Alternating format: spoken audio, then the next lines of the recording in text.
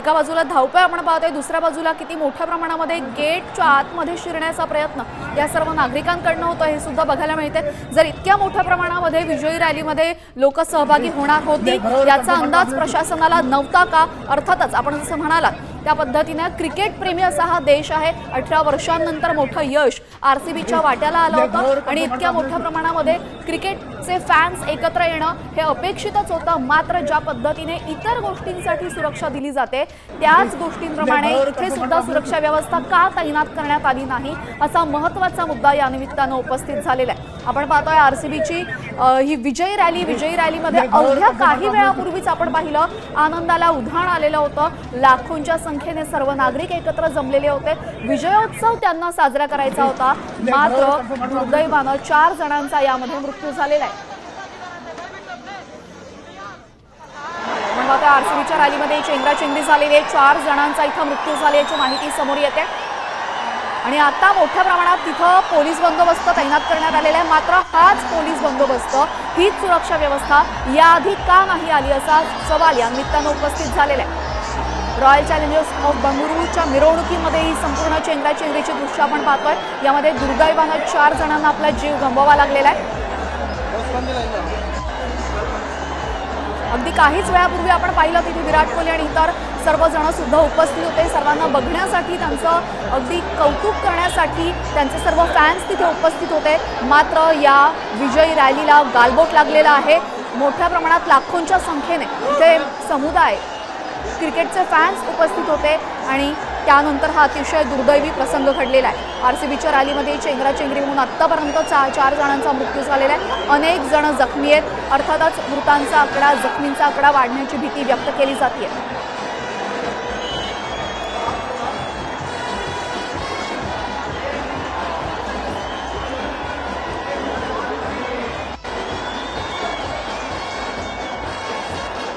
यावेळी एक सगळ्यात मोठी आणि महत्त्वाची बातमी आपण बंगळुरूमधून बघतोय।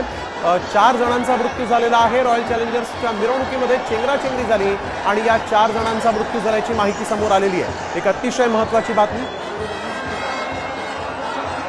आणखी एक महत्त्वाची बातमी आपण बघतोय यावेळेस, एक धक्कादायक अशी ही बातमी। 7 जणांचा या चेंगराचेंगरीमध्ये मृत्यू झालेला आहे। आरसीबीच्या रॅलीमध्ये चेंगराचेंगरी झाली आणि 7 जणांनी आपला जीव गमावलेला आहे। प्रशासनाची ही अक्षम्य चूक होती असं म्हटलं तरी अजिबात चुकीचं ठरणार नाही। बंगळुरूमध्ये आरसीबीच्या रॅलीमध्ये चेंगराचेंगरी झाली आणि 7 जणांचा मृत्यू झालेला आहे।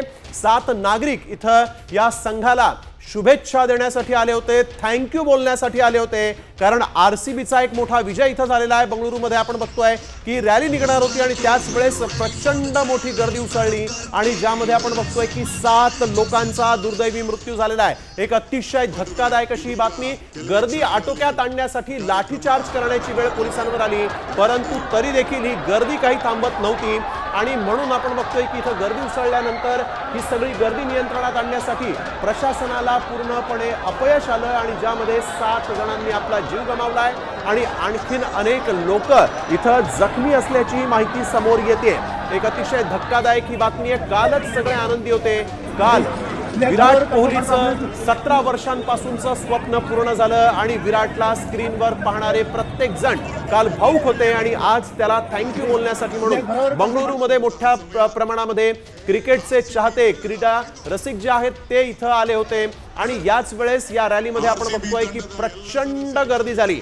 बंगळुरूला हा मोठा विजय मिळाला, आरसीबीला हा मोठा विजय मिळाला आणि त्यामध्ये या संघामध्ये खेळणाऱ्या सगळ्या प्लेयर्सना थँक्यू बोलण्यासाठी हे सगळे सर्वसामान्य नागरिक जे आहेत ते इथं आलेले असताना चेंगराचेंगरी झाली आणि या चेंगराचेंगरीमध्ये आपण बघतोय 7 जणांना आपला जीव गमवावा लागलेला आहे। अतिशय धक्कादायक ही घटना आहे। खरं तर एकीकडे आनंदाचं वातावरण होतं, परंतु आज मात्र या चेंगराचेंगरीनं या आनंदाचं वातावरण जे आहे त्याला आता दुःखात बदललेलं आहे आणि 7 लोकांचा मृत्यू झालेला आहे। प्रशासन इथं काय करत होतं असा प्रश्न उपस्थित होतोय।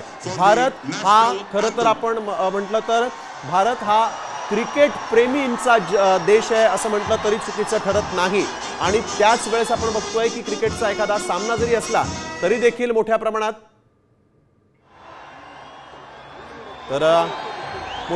गर्दी उसळते, गर्दी होते आणि आपण आता थेट जाऊया यावेळेस माझी प्रतिनिधी आमच्या प्रतिनिधी सीमा दाते आपल्यासोबत यावेळेस फोन लाईनवरून जोडल्या गेलेल्या आहेत। सीमा, काय अधिक सांगाल? 7 जणांचा मृत्यू झाल्याचं कळतंय। नक्कीच नाही, आपण पाहतोय की मोठ्या प्रमाणात गर्दी होती ती आणि आता जर आपण पाहिलं तर खूप मोठी दुर्घटना म्हणावी लागेल, कारण 7 जणांचा मृत्यू जो आहे तो या घटनेत झालेला आहे। अनेक जण जे आहेत ते जखमी आहेत, जखमींना उपचारासाठी रुग्णालयात दाखल केलंय। पण सगळ्यात महत्त्वाचं आहे ती म्हणजे ही चेंगराचेंगरी झाली होती आणि त्यानंतरही आता जर आपण पाहिलं तर तिथल्या प्रशासनाकडून ही गर्दी जी आहे ती आटोक्यात आणली गेलेली नाहीये। कुठेतरी प्रशासन जे आहे ते कमी पडलेलं आहे, कारण जी क्षमता असते स्टेडियममध्ये हा सगळा कार्यक्रम होता, ही विजयी मिरवणूक होती आणि जी लोकांची क्षमता असते त्या क्षमतेच्या पलीकडे लोक जी आहेत ती गेली होती, गर्दी झाली होती आणि म्हणून कुठेतरी ह्या प्रशासनाचं चुकलंय का हे पाहणं महत्त्वाचं असेल। कारण जर इतकी मोठी गर्दी होणार होती तर या प्रशासनाकडून अनेक उपाययोजना केल्या गेल्या पाहिजे होत्या, तिथल्या पोलिसांकडून उपाययोजना केल्या गेल्या पाहिजे होत्या, मात्र तसं झालेलं नाहीये आणि कुठेतरी सामान्य माणूस जो आहे तो मात्र या सगळ्यांना बळी पडलेला आहे। आतापर्यंतची जी आकडेवारी आहे ती 7 जणांची आहे, म्हणजे 7 जणांना यात जीव गमवावा लागलेला आहे। पण ही आकडेवारी जी आहे ती वाढू शकते, कारण आपल्याकडे जे व्हिज्युअल्स आहेत त्यात आपण पाहतोय त्यानुसार आकडेवारी जी आहे ती वाढण्याची शक्यता आहे। अनेक जण जे आहेत ते जखमी आहेत, त्यांना उपचारासाठी रुग्णालयात दाखल केलेलं आहे। पण दुसरीकडे आपण जर पाहिलं तर स्नेल हे देखील फार चुकीचं आहे, ते म्हणजे बाहेर इतका मोठा गोंधळ झाला आहे, इतकी मोठी घटना आहे, दुर्घटना झालेली आहे आणि तरी देखील आतमध्ये जो कार्यक्रम आहे, जो कार्यक्रम RCB जिंकल्यामुळे होणार होता तो कार्यक्रम मात्र सुरूच आहे। त्यामुळे साहजिकच ही मोठी चूक जी आहे ती प्रशासनाची म्हणावी लागेल।